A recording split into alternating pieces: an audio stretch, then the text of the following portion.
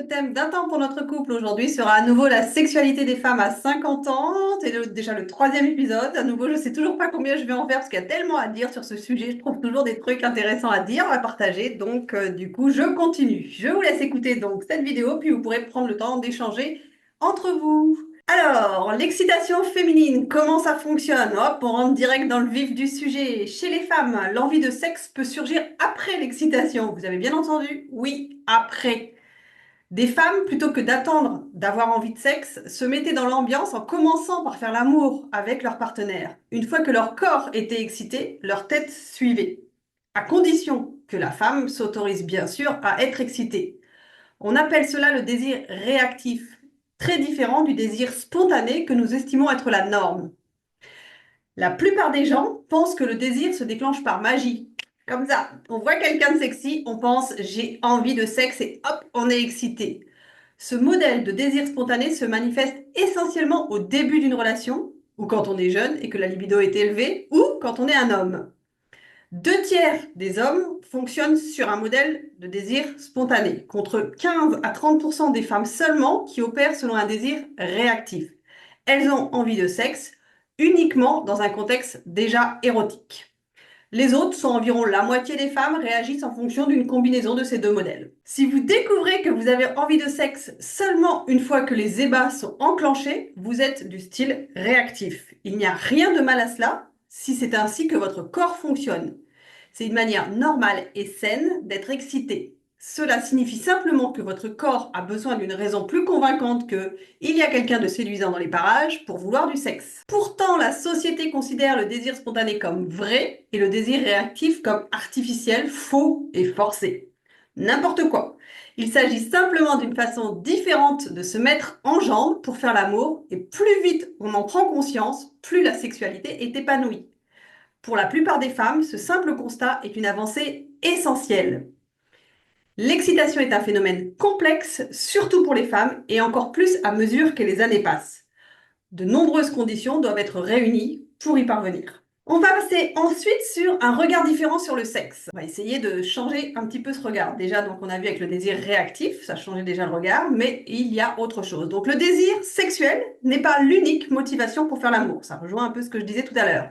Faire plaisir à son partenaire, établir une connexion et rester en bonne santé constituent quelques bonnes raisons d'avoir des relations sexuelles. Il faut cesser de croire que le désir est le maître mot. Les émotions et l'apparence influent davantage sur le désir que l'âge. Nous appréhendons notre libido de façon médicale, en pensant qu'elle va forcément diminuer au fil des années. Mais en réalité, ce sont les émotions et l'apparence qui vont avoir le plus d'impact sur elle. La baisse du niveau de testostérone et d'autres hormones peut l'affecter, mais c'est surtout l'état d'esprit qui influe sur le désir. Le désir ne se cantonne pas aux organes génitaux. La véritable excitation est liée au degré d'implication dans la sexualité, quand on est concentré uniquement sur le sexe et qu'on cesse de penser à quoi que ce soit d'autre. Le sexe n'est pas forcément une expérience intense. On sous-estime beaucoup le sexe tranquille, tranquille avec des guillemets. Les gens ont tendance à accorder beaucoup trop d'importance aux rapports sexuels débridés et enflammés. Au fil des années, les niveaux d'hormones diminuent. Plus ces niveaux sont élevés, plus l'orgasme est intense. Avec la baisse hormonale, les orgasmes peuvent donc sembler moins intenses. Ils sont plus doux, très agréables, mais pas au point de grimper au rideau. Là encore, cela n'a rien de dramatique. Détendez-vous et appréciez la différence. Voici maintenant quelques conseils pour rendre vos rapports sexuels plus agréables. Discutez franchement de ce qui marche encore pour vous et de ce qui ne fonctionne plus. Avec le temps, le corps change. Les techniques qui fonctionnaient auparavant ne sont plus forcément efficaces quand on prend de l'âge. La moitié du temps, on ignore quelle stimulation va nous amener à l'orgasme. Alors comment diable votre partenaire est-il censé savoir ce qu'il doit faire si vous ne lui dites pas? Autre conseil, non au sexe machinal. L'arrêt des rapports est sans doute davantage lié à l'ennui sexuel qu'à votre partenaire. Celui-ci connaît les gestes à employer pour vous amener à l'orgasme et c'est une excellente chose. Sauf que s'il utilise chaque fois cette méthode éprouvée, va vous sembler aussi excitante que le trajet que vous empruntez pour vous rendre au travail depuis des années. À force de voir tous les jours le même décor, on ne le remarque plus.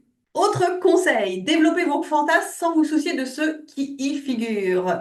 Vous ne désirez pas votre partenaire, mais votre patron vous fait complètement craquer. Votre conjoint ne peut lire dans vos pensées, alors laissez courir votre imagination autant qu'elle veut et avec qui elle veut. En définitive, c'est votre conjoint qui en retirera les bénéfices. Si ce fantasme rend les rapports sexuels avec lui plus plaisants, votre cerveau va établir une association qui vous rendra plus ouverte aux ébats avec votre partenaire. Autre conseil, bien évidemment, soyez à l'écoute. Vous n'êtes pas la seule à avoir peur de vieillir. Si vous vous apprêtez à refuser un rapport, considérez l'estime de soi de votre partenaire comme une raison de dire oui. S'il ne parvient pas aux mêmes performances qu'auparavant et que vous le rejetez, il est fort probable qu'il y verra un lien de cause à effet. Ne faites pas de compromis. Faire l'amour à votre façon un soir et à celle de votre partenaire la fois suivante peut sembler une bonne solution, mais ce n'est pas le cas. Chacun se sent frustré quand ce n'est pas son tour et appréhende les séances qui se déroulent selon les termes de l'autre. Faites en sorte de mettre un peu des envies de chacun lors de vos ébats. Mieux encore, trouvez des éléments nouveaux qui vous plaisent à tous les deux. Encore un autre conseil, cessez de considérer le sexe comme une activité indissociable de votre partenaire. Séparez les deux, mettez le sexe dans une case à part. Puis réfléchissez à une pratique sexuelle que vous aimeriez tenter. Envisagez plutôt de le faire avec quelqu'un qui vous attire secrètement et vous fait fantasmer, ou inventer quelqu'un. Quand vous passerez à l'acte, fermez les yeux, immergez-vous dans votre fantasme, concentrez-vous sur vos gestes, vos sensations physiques. N'analysez pas, vivez cette expérience dans votre corps, pas dans votre tête. Vous pouvez vous sentir affreusement coupable de tromper votre partenaire de cette façon en fantasmant sur une autre personne ou un autre scénario. C'est une bonne chose.